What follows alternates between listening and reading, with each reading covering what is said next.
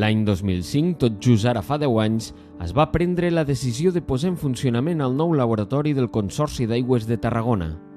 Un projecte emmarcat dins del Pla d'Inversions Estructurals, creat per millorar la qualitat de l'aigua i dotar-lo de majors garanties en el subministrament. Fins llavors el CAT disposava d'un laboratori de procés. El control de qualitat final i per als casos d'emergència estava externalitzat. Aquest laboratori ara farà 10 anys que es va prendre la decisió. Va ser una decisió que en el seu moment va ser col·legiada amb altres actuacions que es feien aquí a la TAP i també va ser objecte d'una cofinanciació de la Comissió Europea, de fons de cohesió. Llavors vam aprofitar una sèrie d'actuacions i una de les més importants que vam fer aquí a la planta de l'Ampolla va ser la decisió d'ubicar un nou laboratori de nova planta aquí al Consorci. La història, des de l'origen el Consorci havia tingut un laboratori, després es va externalitzar, s'ha continuat fent el procés del que era el control de qualitat de procés i a partir d'aquell moment que es va prendre la decisió es va construir, es va dotar pressupostàriament aquesta inversió, una inversió aproximadament quasi 1.800.000 euros.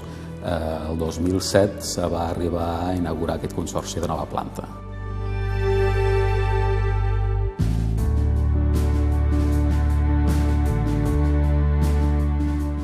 Hi ha dos aspectes destacats del projecte de creació del nou laboratori del Consorci.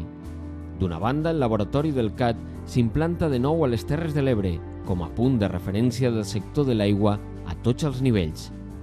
De l'altra, la incorporació de la Universitat Rovira i Virgili, assumint les tasques analítiques radiològiques, una nova activitat capdavantera a la Conca de l'Ebre. Però com s'estructura el laboratori del CAT?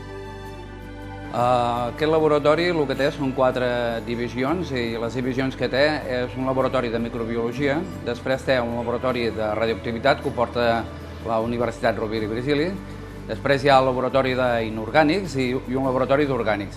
Al laboratori de microbiologia allà analitzem tots els paràmetres microbiològics i concretament són els que estan regulats al Reial Decret 140/2003.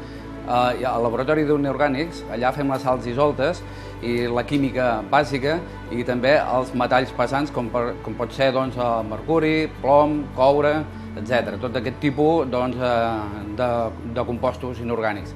I al laboratori d'orgànics fem pesticides i després tots aquells compostos orgànics que poden tindre alguna incidència amb la qualitat de l'aigua.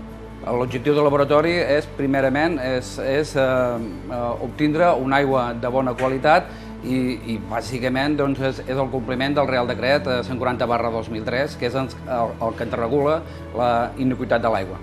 Gràcies a la posada en funcionament del nou laboratori del Consorci d'Aigües, ha augmentat la rapidesa en l'obtenció dels resultats.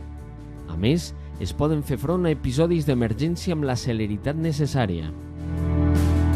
A l'any podem fer amb aquest laboratori, els paràmetres que fem en un any són entre 55.000 i 60.000 paràmetres i la quantitat de mostres pot arribar a unes 4.500 mostres, 5.000 mostres. Fan bastantes analítiques. Hi ha un promès d'analítiques d'unes entre 110 i 125 paràmetres diaris. El laboratori del Consorci d'Aigües està preparat per integrar les directives més exigents que es preveuen a la Unió Europea i ja és una instal·lació de referència en el sector pel que fa a l'anàlisi i control d'aigües potables. L'aigua del Consorci està totalment garantida.